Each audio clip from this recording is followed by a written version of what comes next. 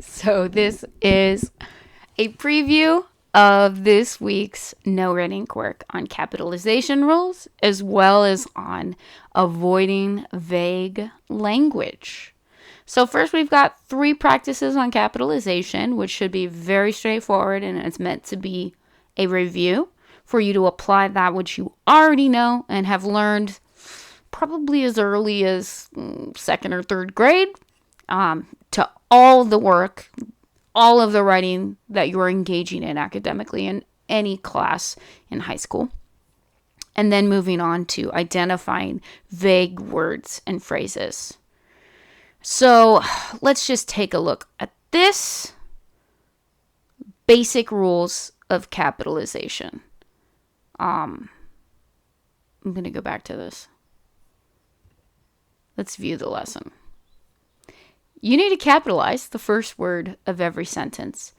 And if you have the thought that this is a really basic understanding, I would agree with you.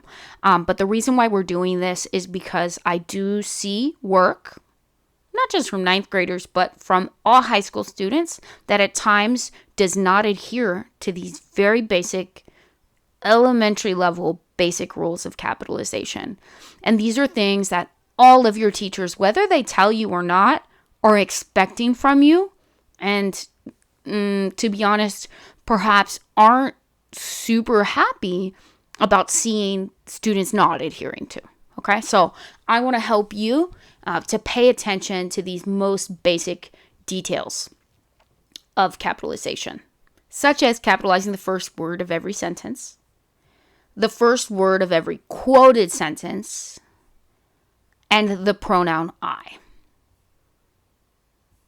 And to be super specific and explicit about it, to not capitalize pronouns other than I. This is one thing I'm not worried about. What I'm seeing is not enough capitalization. I haven't really noticed people capitalizing too many things. Okay. But yeah, anytime you're referring to I, like yourself, first person pronoun, you need to capitalize that I.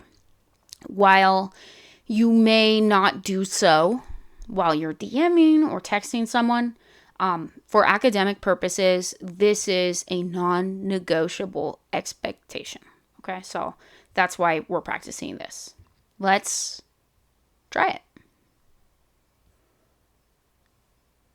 Let's see. That looks good. That does not look good. This looks good. How about this? Surprisingly, I've never caught Langston Hughes eating cookie dough in the middle of the night. Surprisingly, this is all good. But if it were like that, it would not be good. If Amanda Gorman asks me, I'll gladly help her decorate for her birthday party. What is wrong with this sentence? This is wrong with this sentence. That is not academically acceptable. You need to capitalize that I. Let's see. This is funky, right? Now, if there were a direct quote and you saw like quotation marks and it was like a little line of dialogue, then you would need some capitalization in the middle of the sentence. But as it stands, that's right. Mayor Quimby had no trouble climbing up the tree. He had a much more difficult time getting down, however. What's wrong with this sentence? Well, there are 2 sentences here, and so you need a capital letter. This one looks good. Edgar Allan Poe and I visited my grandparents and brought them homemade cookies. What looks good? Beginning of the sentence, capital letter. I, capital letter. We're good. What about this one? Let me go like this. I'm going to rush, and that's not good. All right? We got to pay attention to detail. This is not it, okay? Always needs to be capitalized. There is no exception to this, and that's the lovely thing about capitalization, is these rules have no exceptions. You need to capitalize that I when you're referring to yourself in a sentence without exception. What's up with this? That is not I, that's its, and so it does not get a capital. I moved out. I need to capitalize. I needed some board games, so Alicia Keys' friends lent me a few of theirs. Looks good.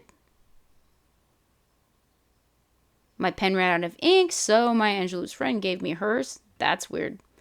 Unless you were referring to the musician, her. What about this? That needs to be fixed. And this? That's weird. Cool. All right. So you're going to do that. You would begin next topic, but we're going to return to the pathway. And I'm going to go over the vague words and phrases with you, just the lessons. All right. So the deal is that writing at times needs to be more specific and clear than the way one would talk to one's friend or colleague or whatever, right? So writing is a different kind of communication act than speaking. And so certain habits that we may have conversationally or colloquially are not going to be the same when we do academic writing. All right. So, for example, high school students must prepare students for the things they want to do. That would be something that we want to revise, that we want to adjust in our writing, because it's not specific, right? What do you mean by the things? That could be anything, really, truly, because you're saying things. So for a thesis statement, you want to be more specific. What I would do here is I would say high school students must prepare students for careers in science and engineering.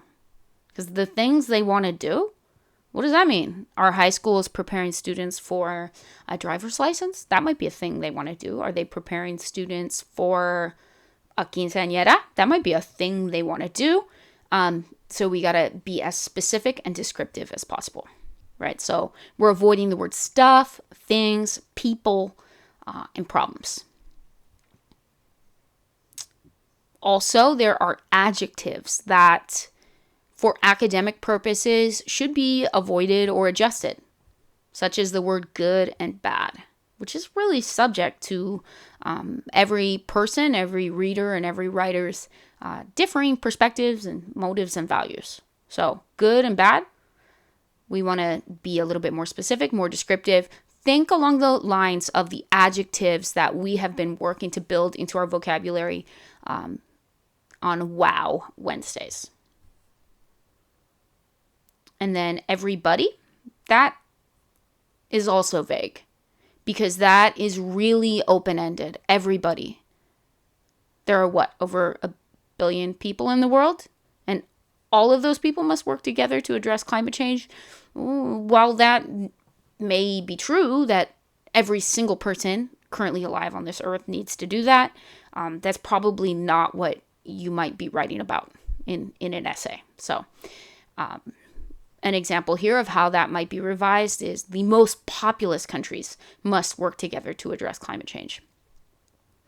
Or here, no one, young people should not be allowed to play it. Instead of saying Harry's friendships help him do anything, which is very open-ended, then we're going to be more specific. Harry's friendships help him endure the pain of losing loved ones, right? Because friends are very important in life, but they do not help us to do anything or everything. They help us with maybe some specific things, and we want to be more specific in our writing. All right, and we'll look at the lessons on vague number 2. It's again with that you. You is something that is okay, is commonly accepted when we are having conversations. But in writing, again, we want to be as specific and descriptive as possible. So instead of saying you, especially in a thesis statement, we want to say the reader, for example.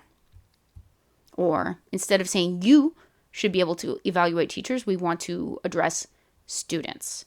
Again, because you is second person, it sounds strange and strangely conversational, but you're not talking to anyone when you're writing a thesis statement. You are putting writing on a page, And that's why we want to stick to this, because it is, number one, more specific, and number two, that is keeping it in third person.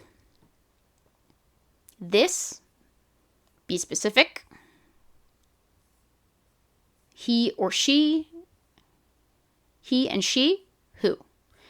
Like, so here we got Charlotte and Fern both care for Wilbur, but she is the one who saves his life. That is vague because both of these characters might use she, her pronouns.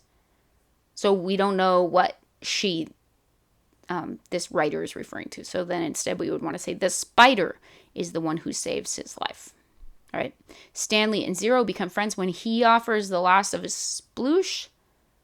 We want to be specific because there are two people in the front half of this sentence, in the subject of the sentence, who would use he, his pronouns. And so we want to say which one we're talking about. Okay? So this is all about just making one's writing as clear as possible. So it'll be really important to just read closely and then think, what is this writer really trying to say? And get as close to that very specific, very clear truth as we can.